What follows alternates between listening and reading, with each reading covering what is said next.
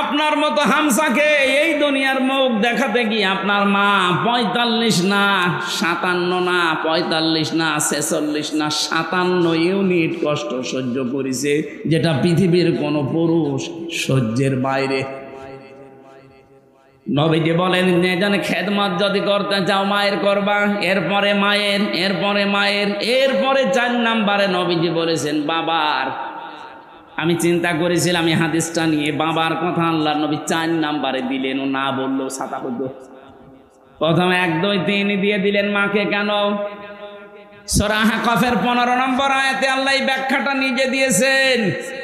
হামালাতুহু উম্মুহু কুরহা ওয়া ওয়াদাআতুহু কুরহা ওয়া হামলুহু ওয়া ফিসালুহু ৩০ শাহরা।